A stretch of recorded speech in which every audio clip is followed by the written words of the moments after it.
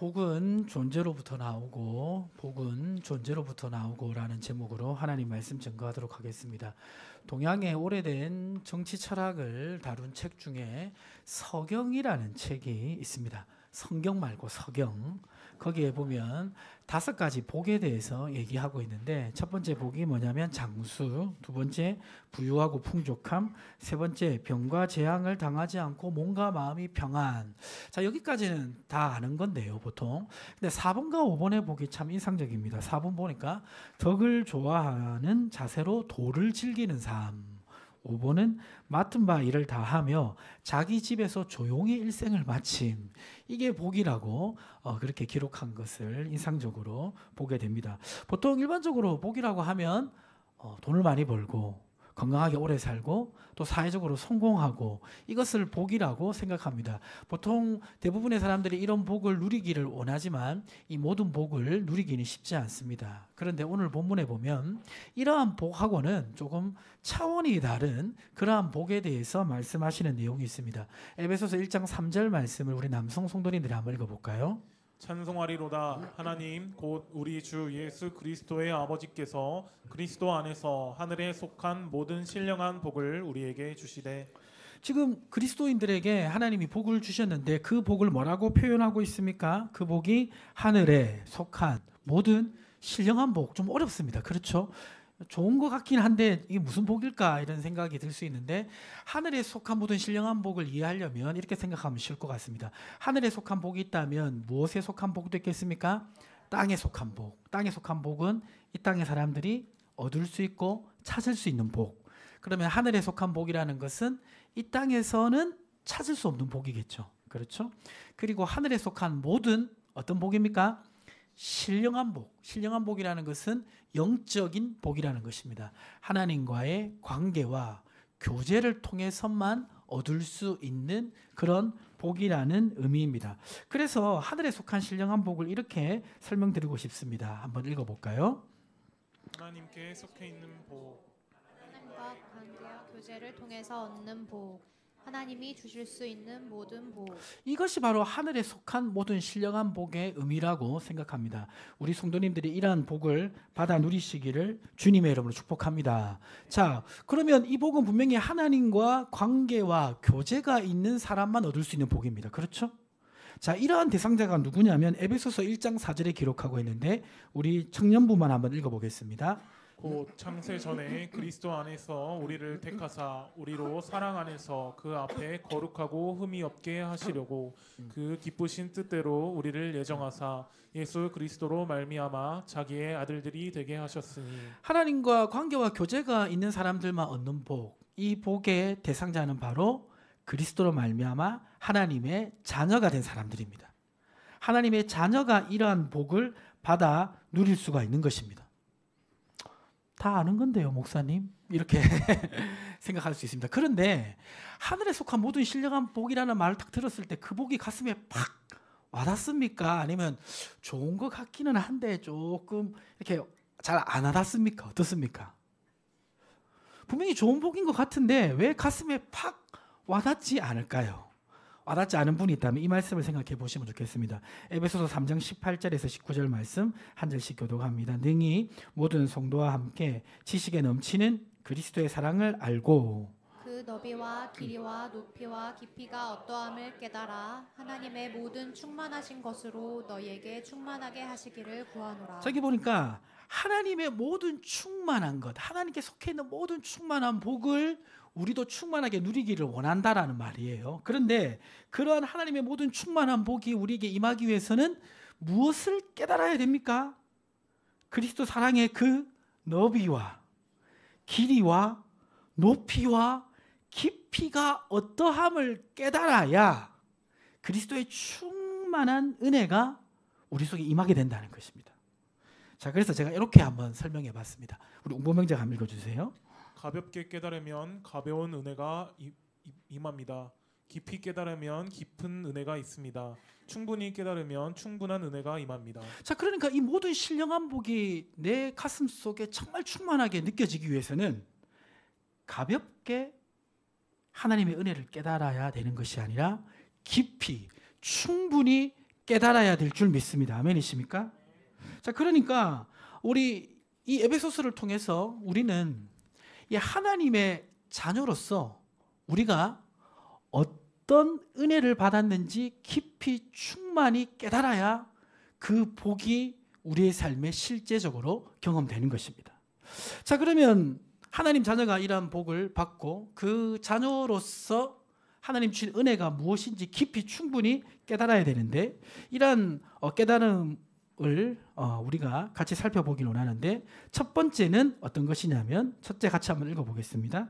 존재가 변화되었다는 사실입니다. 첫 번째는 존재가 변화되었다는 사실을 깊이 깨달아야 됩니다. 충분히 깨달아야 됩니다. 그럴 때 하늘에 속한 모든 신령한 복을 내 삶 속에 경험할 수가 있습니다. 에베소서 1장 7절 말씀을 우리 여성 성도님들 한번 읽어보겠습니다. 우리는 그리스도 안에서 그의 은혜의 풍성함을 따라 그의 피로 말미암아 속량 곧 죄사함을 받았느니라. 자, 우리의 존재가 변화되었다는 사실을 깊이 깨달아야 되는데, 여러분 이것을 깊이 깨달았는지 안 깨달았는지 알 수 있는 테스트가 있습니다. 방금 이 말씀을 보시면 테스트를 할 수가 있는데, 이 말씀을 보니까 그의 피로 말미암아 우리가 뭘 받았죠? 제사함 받은 거 모르시는 분 있습니까? 다 아시죠? 자, 근데 여기서 중요한 단어가 하나 있습니다. 뭐냐면, 죄사함 받은 건 다 아는데 여기 보니까 죄사함을 받았느니라 앞에 뭐라고 돼 있죠? 속량 곧 죄사함을 받았느니라. 이 속량이라는 단어를 이해하시는 분은 그리스도 안에서 우리의 존재가 변화된 것이 어떤 것인지 깊이 깨달은 분입니다. 이 속량이라는 것은 어떤 의미냐면, 단순히 죄를 용서받았다 이런 의미를 넘어서서 죄에서 완전히 해방됐다는 의미입니다.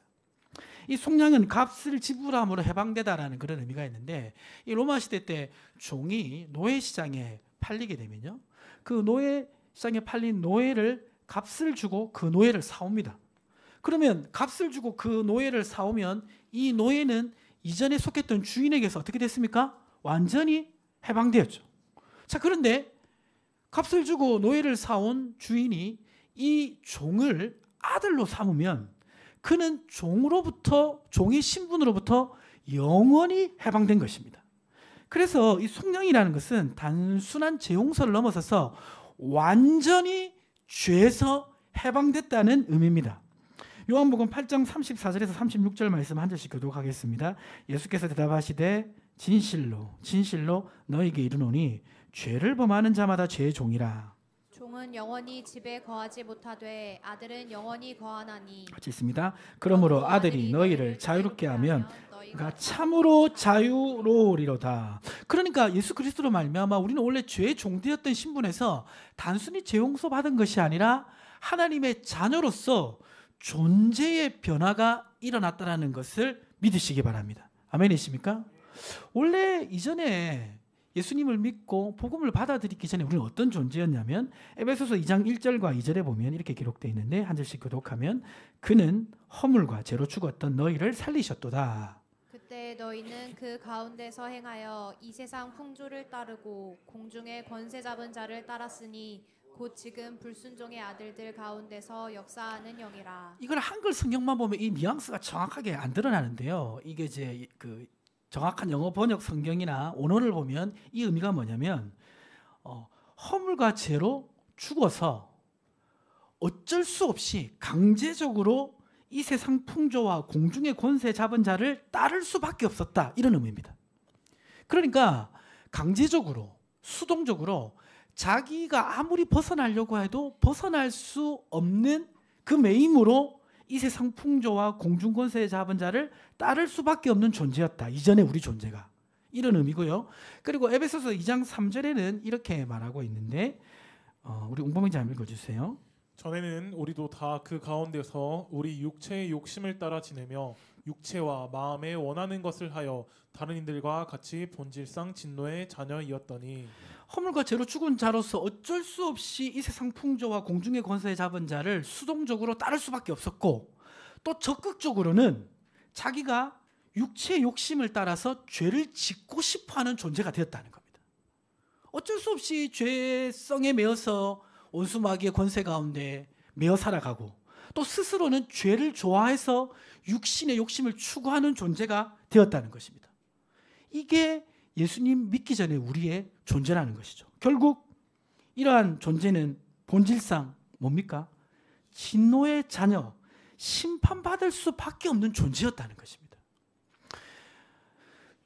이러한 존재가 아무리 노력한다고 해서 그 삶이 변화될 수는 없는 것입니다. 그 남아프리카의 오렌지 나무에 걸리는 질병 중에 하나가 뿌리병이라는 병이 있답니다. 뿌리병. 그러니까 뿌리에 어떤 문제가 생긴 병인데 이 오렌지 나무에 뿌리병이 걸리면 겉으로 보면 아무 이상이 없대요. 근데 뿌리로부터 썩어가고 있기 때문에 좋은 열매를 결코 맺을 수가 없다고 합니다. 이 나무에 뿌리병이 생기면 치료할 수 있는 방법은 뭐냐면 뿌리를 잘라내야 돼요. 뿌리를 잘라내고 원래 썩은 뿌리 위에 있었던 그 나무를 썩지 않은 새로운 뿌리에 접붙임하는 방법밖에 없답니다. 그런데 새롭게 접붙임하게 되면 썩지 않은 그 뿌리로 말미암아 다시 영양 공급이 되기 때문에 좋은 열매를 맺을 수가 있는 것입니다. 마찬가지로 앞에서 우리가 살펴봤을 때 우리는 수동적으로 공중 권세 잡은 자와 이 세상 풍조를 따를 수밖에 없는 존재고, 그리고 육체의 욕심과 죄를 좋아하는 존재잖아요. 이 존재를 바꿀 수 있는 방법은 이 방법밖에 없는 것입니다. 제가 한번 읽어보겠습니다. 히터 좀 꺼주세요. 죄를 지을 수밖에 없고 사망에 이를 수밖에 없는 존재가 어떻게 바뀔 수 있습니까? 같이 읽어볼까요?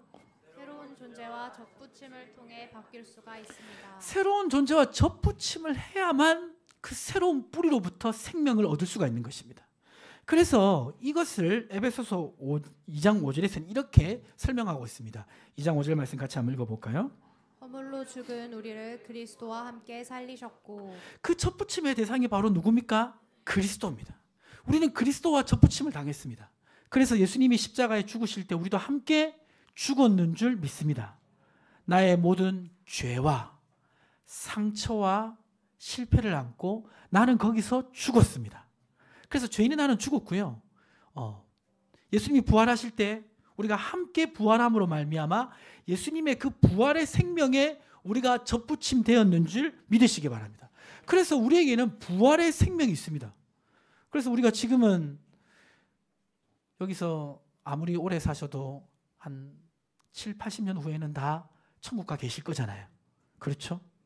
우리가 이 땅에서 죽게 되고 우리의 영혼과 육신이 분리되지만 예수님 부활하실 때 우리 다시 부활하게 되는 줄 믿습니다. 왜 우리가 부활합니까? 부활의 생명이 우리 속에 있기 때문이죠. 자, 근데 이 부활을 이해할 때 우리의 몸만 부활한 게 아니라 정확하게 말하면 예수님과 우리가 접붙임됨으로 말미암아 예수님의 영과도 우리가 접붙임되었는 줄 믿으시기 바랍니다. 그래서 부활하신 예수님의 육적 생명뿐만 아니라 부활하신 예수님의 영적 생명이 우리 속에 있는 것입니다. 그래서 그 영적 생명으로 우리가 어떻게 되었습니까? 거듭난 것입니다. 다시 태어난 것입니다. 다시 태어나는 것은 내 안에서 내가 다시 태어난 것이 아니라 예수님의 부활의 생명으로 내가 태어났는 줄 믿으시기 바랍니다. 그래서 우리의 존재가 바뀐 거예요. 아멘이십니까? 썩은 뿌리가 있는 그 나무가 새로운 뿌리에 접붙임되면 그 새로운 뿌리의 영양분을 받듯이 예수의 부활의 생명으로 우리가 접붙임 받은 존재가 된 것입니다. 그래서 이것을 우리가 깊이 깨달아야 됩니다. 그래서 에베소 4장 22절에서 24절에 보면 이것을 이렇게 설명하고 있는데 한 절씩 교독하면 너희는 유혹의 욕심을 따라 썩어져가는 구습을 따르는 옛사람을 벗어버리고 오직 너희의 심령이 새롭게 되어 따라 의와 진리의 거룩함으로 지으심을 받은 새 사람을 입어라. 한글 성경에는 새 사람으로 되어 있는데 ESV에 보면 뉴 셀프, 새로운 자신을 입어라. 새로운 자신을 받아들이라는 것입니다. 부활의 생명으로 거듭난 새로운 영적 생명이 있는 자신을 받아들이고 믿으라는 것입니다. 그래서 고린도후서 5장 16절과 17절에 이렇게 기록하고 있죠. 한 절씩 교독하면 그러므로 우리가 이제부터는 어떤 사람도 육신을 따라 알지 아니하노라. 비록 우리가 그리스도도 육신을 따라 알았으나 이제부터는 그같이 알지 아니하노라. 그런즉 누구든지 그리스도 안에 있으면 새로운 피조물이라. 이전 것은 지나갔으니 보라 새 것이 되었도다. 다른 사람뿐만 아니라 나도 새로운 피조물이 되었는 줄 믿으시기 바랍니다. 존재가 바뀌었습니다. 보통 일반 자기개발서, 같은 거를 보면요, 거기에도 사람의 삶이 변화되기 위해서는 존재에 대한 인식부터 변화될 것을 요구합니다. 그래서 이제 그런 책들 보면 나는 아주 성공적으로 일을 할 수 있는 사람이야. 나는 대단한 사람이야. 내 안에 그런 잠재력이 있어. 이런 것들을 계속 이제 주입해서 스스로 안에서 자신의 의식을 바꾸려고 하는 그런 가르침들이 많습니다. 근데 그런 자기 개발서는 근본적인 한계가 있습니다. 왜 그렇습니까? 바로 이것 때문입니다. 자, 우리 옹부분장 한번 읽어주세요. 죄 사함 받지 못한 사람의 긍정적 인식은 한계가 있습니다. 죄로 말미암아 뿌리 깊이 박힌 상처와 실패의 기억이 있기 때문입니다. 그런 자기 개발서는 근본적인 한계가 있습니다. 왜 그러냐면 우리 모든 사람은 죄를 짓고 살아가는 죄인이잖아요. 그런데 죄는 반드시 무엇을 동반하냐면 상처와 실패를 동반합니다. 죄는 상처를 만들어내고요, 죄는 실패를 만들어냅니다. 죄인이라는 그 뿌리 깊은 의식이 있기 때문에 아무리 겉을 바꿔도 긍정적 의식으로 리마인드 한다 해도 그 존재 자체가 바뀌지 않습니다. 자, 그러나 복음은 어떻습니까? 복음도 우리 옹부분장 읽어주세요. 내 안에 어떤 것으로 나를 규명하는 것이 아니라 내가 접붙인 그리스도의 가치로 나의 존재를 인식합니다. 그래서 나의 가치는 예수님 짜리입니다. 그러니까 내가 예수님의 생명으로 접붙임 되었으니까 나는 예수님 같은 가치가 있는 것입니다. 나의 값은 얼마입니까? 나의 가치는 얼마입니까? 예수님 짜리. 예. 아멘이십니까? 그래서 하나님의 모든 충만하신 은혜가 우리 속에 복으로 나타나는 그 최초의 시작점은 뭐냐면 내가 그리스도 예수 안에서 하나님의 어떤 자녀가 되었는지를 인식하면서 시작되어지는 줄 믿으시기 바랍니다. 그것을 믿고 살아갈 때 성령의 역사가 내 속에 나타나고 자녀의 권세가 드러나기 시작하는 것입니다. 여러분의 삶 속에서 내가 하나님의 자녀가 되었다는 것을 깊이 깨달는 은혜가 있기를 주님으로 축복합니다. 두 번째로 우리가 깨달아야 될, 깊이 깨달아야 될 진리는 무엇입니까? 같이 한번 읽어볼까요? 우리는 그리스도로 연결된 가족입니다. 옆에 계신 분의 얼굴을 바라보시면서 우리는 그리스도로 연결된 가족입니다. 이렇게 한번 외치시기 바랍니다. 아멘이십니까? 그 오늘 본문에 보면 에베소서 2장 12절에 이렇게 말하고 있습니다. 우리 여성분들만 읽어보겠습니다. 그때 너희는 그리스도밖에 있었고 이스라엘 밖의 사람이라. 약속의 언약들에 대하여는 외인이요 세상에서 소망이 없고 하나님도 없는 자이더니. 에베소 교회는 이방인들이 있었는데요, 이 이방인들은 원래 하나님과 아무런 상관이 없던 자들입니다. 그런데 바울은 에베소서 2장 13절에 이제는 전에 멀리 있던 너희가 그리스도 예수 안에서 그리스도의 피로 이제 가까워졌다라고 말하고 있습니다. 근데 사실 이 이방인은 유대인과 가까워질 수 없는 사이였어요. 우리 사도행전 설교를 그때 들어서 기억나시겠지만 유대인들은 이방인들하고 뭐도 안 합니까? 밥도 같이 안 먹습니다. 여러분 어떤 사람하고 밥 같이 안 먹습니까? 불편한 사람하고 밥 같이 안 먹잖아요. 그렇죠? 또 아주 불결한 사람하고 밥 먹기 힘들어하잖아요. 그러니까 유대인들은 이 이방인들, 율법을 지키지 않는 이방인들을 사람 취급을 안 했어요. 자, 그런데다가 이 헬라인이나 로마인들은 그렇게 유대인들이 볼 때는 율법도 지키지 않는 괴와 같은 그런 민족인데 이 민족들이 누구를 지배했습니까? 자기를 지배했잖아요. 자기들을 착취했잖아요. 그러니까 무시하는 마음과 미운 마음이 섞여서 이 유대인과 이방인들은 절대 하나 될 수 없는 사람들이에요.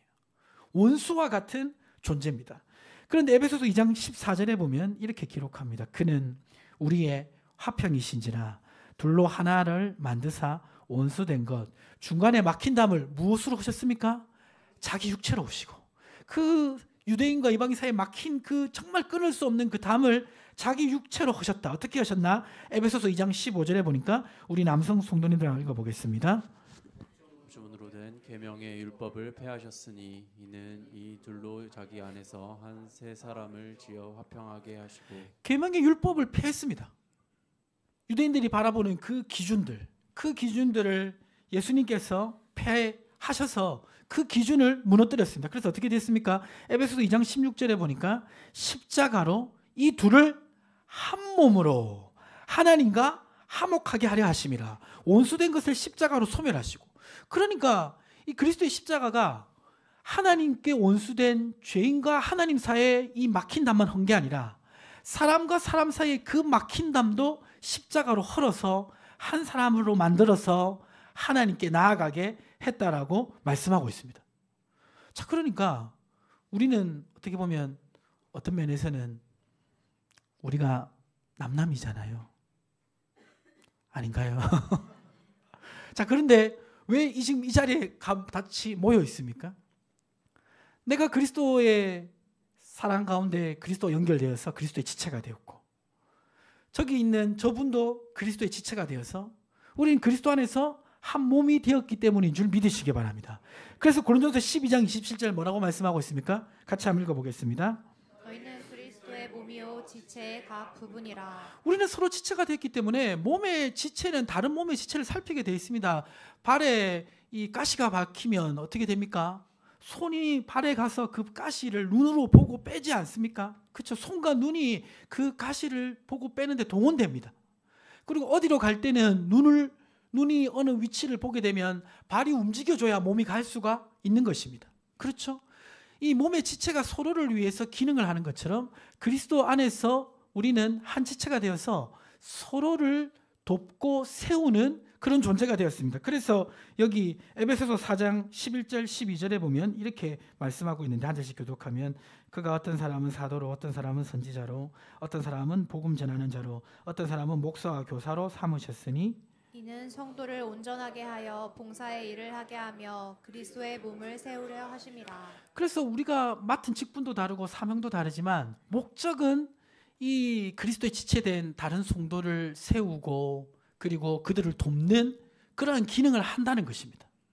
저는 목회자로서 말씀 맡은 자라서 여러분에게 말씀을 가르치고 이 말씀 가운데 설 수 있도록 하는 일이 제가 아주 중요하게 해야 되는 일입니다.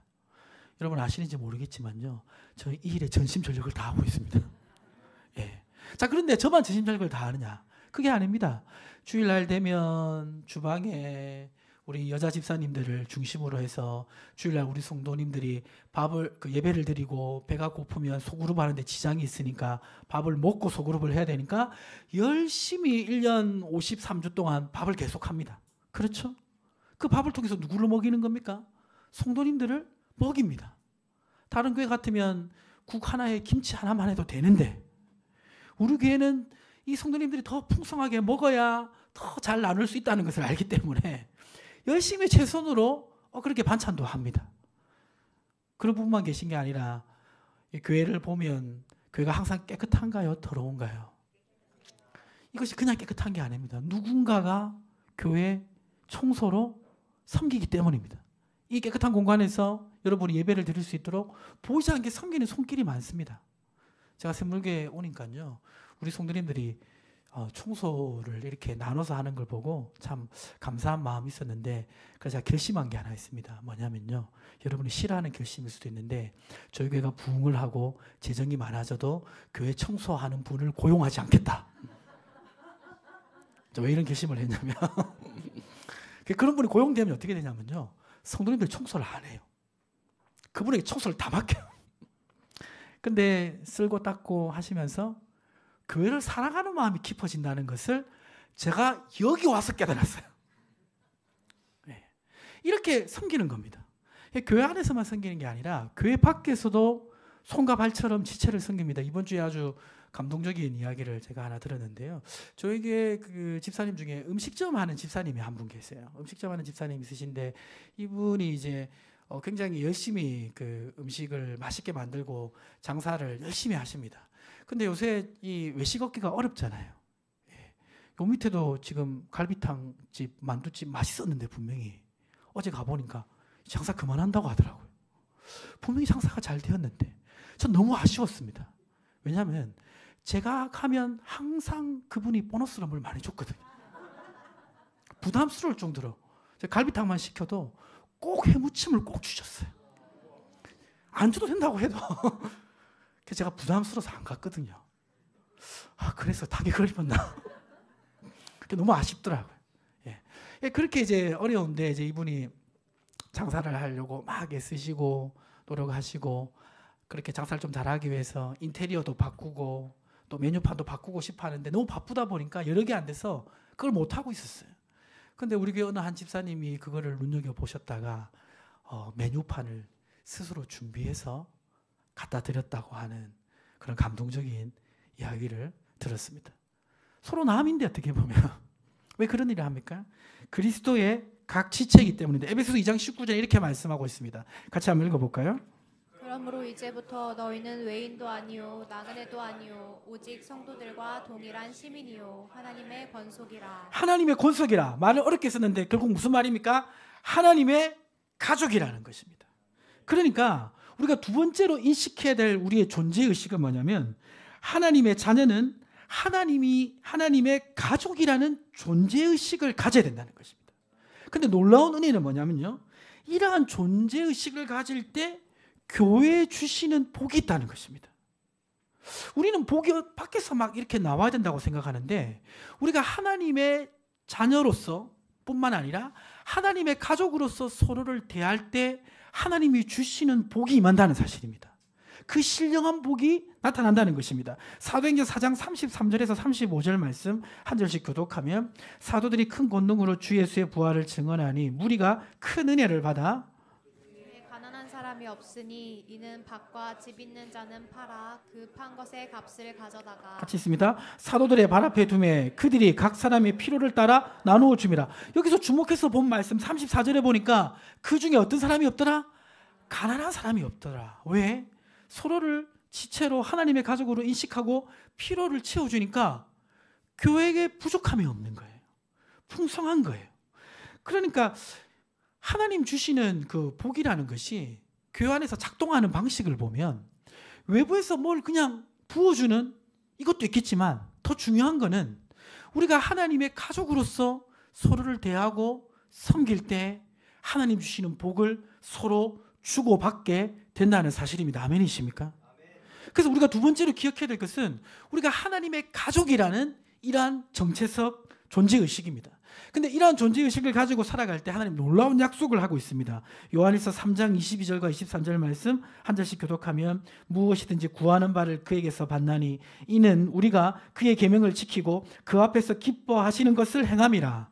그의 계명은 이것이니 곧 그 아들 예수 그리스도의 이름을 믿고 그가 우리에게 주신 계명대로 서로 사랑할 것이니라. 거꾸로 말하면 이게 논리적으로 23절이 뭔지를 논리적으로 보면 그러니까 우리가 서로 사랑하고 하나님의 가족으로서 서로를 대하고 섬길 때 하나님께서 그러한 삶을 살아가는 가운데 구하는 기도를 응답하시겠다는 것입니다.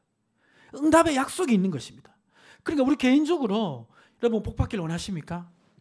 그러면 나는 가만히 있고 그냥 하나님이 복 주시는 이런 것을 기대할 것이 아니라 내가 적게 가졌든 많이 가졌든 내가 가진 것의 어느 정도를 나의 믿음의 분량을 따라서 필요한 분들을 섬기는 삶을 살아가면서 복을 구하시기를 주님을 축복합니다. 우리 청년들도 빨리 부유해지고 싶고 성공하고 싶으신 분은 나는 가만히 있고 하늘에서 복이 떨어지길 바라지 마시고 내가 가진 것들 적은 것이라도 섬기는 삶을 살아가시기를 주님을 축복합니다. 그럴 때 하나님께서 복을 부어주시는 겁니다. 교회도 마찬가지입니다. 교회도 이러한 의식을 가지고 교회 성도들을 돌보고 섬기고 또 교회 재정을 그러한 방향으로 쓸 때 하나님 교회에 놀라운 기도 응답을 주실 줄 믿습니다. 그리고 이렇게 교회가 복을 받으면요, 그 복은 어디로 흘러가게 되냐면 에베소서 1장 24절에 이렇게 기록하고 있습니다. 같이 한번 읽어볼까요? 교회는 그의 몸이니 만물 안에서 만물을 충만하게 하시는 이의 충만함이니라. 예, 말이 어려운데요. 교회가 하나님 가족으로서 서로를 대하고 그러면서 하나님의 복이 교회에 임하면 그 복은 교회 안에 절대 갇혀 있는 것이 아니라 세상을 향해 흘러간다라고 말씀하고 있는 것입니다. 제가 이번 주 금요일 날 인천 강화에 갔는데요. 인천 강화에 왜 갔냐면 거기 온코리아 넥스트라고 북한의 청년들과 이 대한민국의 청년들이 함께 하는 수련회가 있습니다. 그래서 거기 수련회 강사로 가게 됐는데요. 갔다가 이제 돌아오는 길에 인천 강화에 가면 기독교 유적지 박물관이 하나 있어요. 예, 거기 이제 들렀는데요. 거기 가면 아주 흥미로운 이야기가 있습니다. 어떤 이야기가 있냐면 많은 게 있는데 그 중에 한 가지가 뭐냐면 이 인천 강화에 홍이마을이라는 마을이 있었는데 이 홍이마을에 처음 복음이 들어간 것이 1897년입니다. 그때 이 홍이마을에 서당을 하던 훈장 선생님이 처음 복음을 믿고 그리고 그 복음을 전했어요. 그래서 그 홍이마을에 많은 사람들이 예수님을 믿었습니다. 근데 그때 어떤 결심을 했냐면 우리는 주 안에서 한 가족이고 한 지체니까 이름 끝자를 맞추자 이런 결단을 했어요. 그래서 훈장 선생님은 이름을 뭐로 바꾸었냐면 성은 못 바꾸니까 박능일로 바꾸었고요. 그리고 다른 성도님들 김경일, 권신일, 장양일, 주강일 뒤에 일자로 더 바꿨어요. 아주 흥미롭죠. 예, 그 일자로 바꾼 분들 중에 이제 어떤 분도 있었냐면 종순일이라는 분이 있었습니다. 종순일. 사실 일자로 다 바꿀 때 이제 보통 보면 그 부모 세대가 일자로 쓰면 자녀 세대는 이제 그때 당시 그 이름 기준으로는 일로 쓰면 안 되거든요. 예. 그런데 하나님의 가족이라는 이 정체성을 먼저 확립하기 위해서 뭐 삼촌도 일, 조카도 일, 부모도 일 다 일로 이렇게 바꾸었는데 그 일로 바꾼 사람 중에 종순이라는 분이 있었는데 이분이 마을의 부자였다고 합니다. 마을의 부자였는데 이제 예수님을 믿고 종순일로 이름을 바꾸고 어느 날 마태복음 18장을 보다가 18장에 1만 달란트 빚진 자와 이 100데나리온 빚진 자 이야기하시죠. 1만 달란트 탕감받은 사람이 100데나리온 빚진 이 사람을 독촉하는 그 내용을 보면서 한참 고민에 쌓였습니다. 그리고 어떻게 하냐면 이 말씀을 듣고 자기에게 돈을 빌려간 사람들을 다 모았어요. 그리고 모아둔 사람에게 이렇게 말했습니다. 오늘 내가 예수 믿고 제사함 받은 것이 1000만 양 빚 탕감 받은 것보다 크거늘 여러분에게 100냥 1000냥 돈 빌려주고 그것을 받으려 한다면 이는 성경 말씀에 나오는 악한 종이라 할 것이요 이 시간 후로 여러분이 갚을 빚은 없소 하고 빚이 적혀있는 이 문서를 다 태워버렸어요. 그래서 이 사건이 일어나고 나서 이 홍이마을의 복음이 굉장히 확산됩니다. 그리고 이 그 종순일이라는 분이 목회자가 돼서 어디로 가냐면 인천 강화 남쪽에 주문도에 가게 됩니다. 주문도에서 이제 진촌교회, 지금은 이제 그 서도중앙교회라는 교회라는데 서도중앙교회 혹시 아세요, 백종찬 형제? 예, 안답니다. 예. 그 인천 강화에 교회가 진짜 많아요. 많은데 이 주문도에 이제 가서 거기서 이제 목회를 하고 있었는데 거기에 박두병, 박순병이라는 집안 사람들이 교회를 다니고 있었습니다. 근데 박두병, 박순병 친척되는 어떤 한 사람이 이 박두병이라는 사람한테 2,000원을 빌리고 박순병이라는 사람한테 60원을 빌렸어요. 근데 그 2,000원이 지금으로 말하면 1억입니다. 근데 그 빌린 사람이 친척인데도 이제 갚지 못하고 죽자 그 아들이 그 빚을 떠안았어요. 그래서 그 빚을 갚기 위해서 8년 동안 그 아들이 쓸 거 안 쓰고 먹을 거 안 먹고 입을 거 안 입어가지고 빚을 갚기 위해서 돈을 마련했는데 16원밖에 마련하지 못했다고 합니다. 그래서 그 16원을 드리면서 내가 8년 동안 안 먹고 안 썼는데 16원밖에 못 모았습니다. 앞으로 어떻게 하면 좋겠습니까? 라고 이거를 이제 이 박두병, 박순병 이 두 분을 모아놓고 이것을 드렸고 그때 종순일 이 목사님도 있었다고 합니다. 그 현장에 이제 있을 때 한참 침묵이 흘렀고 그때 종순일 목사님이 성경을 펴서 마태복음 18장 20절 말씀을 읽고 이렇게 말했습니다. 두세 사람이 마음을 합하여 기도하면 하나님께서 응답하실 것과 그리고 1만 달란트 빚 탕감 받고도 100데나리온 빚을 탕감해 주시지 않는 신하에 대한 이야기를 이 종순일 목사님이 거기 자리에서 했다고 합니다. 그래서 한참 동안 또 침묵이 흘렀는데 침묵이 흐르는 가운데 먼저 침묵을 깨고 동생 박순병이 이렇게 얘기했다고 합니다. 형님, 오늘 이 자리에서 이 문제가 난 것도 하나님의 뜻인 듯합니다. 형님은 그 돈을 받지 않아도 사는데 지장이 없지 않습니까? 받아야겠다는 형님 마음과 갚아야 된다는 저 사람의 근심이 서로 다르니 어찌 합심하여 기도가 되겠습니까? 기도할 때 서로 거리낌이 없어야 하나님께서도 기뻐하시지 않겠습니까? 라고 말하자 이 형인 박두병이 무릎을 치면서 그렇세, 그렇게 하지. 자네 부친이 내게 진 빚은 아니 갚아도 되네 라고 했고, 그 말을 하자 동생이 이렇게 말했다고 합니다.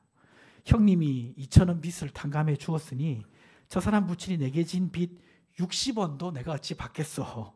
나도 그 빚을 탕감해 주렵니다 라고 해서 탕감하는 역사가 일어났는데, 이 역사가 일어나고 나서 이 중문도에 당시 섬 사람이 몇 가정이 있었냐면 181가정이 있었대요. 근데 이 사건이 있고 나서 181가정 중에 134가정이 예수님 믿는 역사가 일어났습니다. 전 주민의 75%가 성도가 되는 역사가 일어난 것입니다. 그러니까 이 성도가 자기가 하나님 자녀로 인식할 뿐만 아니라 하나님의 가족으로서 자신을 인식하고 서로를 대하기 시작할 때 하나님 교회에 복을 주시고 그 교회의 복은 세상으로 흘러가게 되는 줄 믿으시기 바랍니다. 말씀을 마무리하도록 하겠습니다. 하늘에 속한 신령한 복, 그 복이 정말 나의 삶 속에 의미 있게 다가오기 위해서는 우리는 그리스도 예수의 그 은혜의 깊이와 넓이를 깨달아야 됩니다. 그것을 깨달는 그러한 진리로 기억해야 될 것은 무엇입니까? 첫 번째, 우리의 존재가 변화되었다는 것입니다.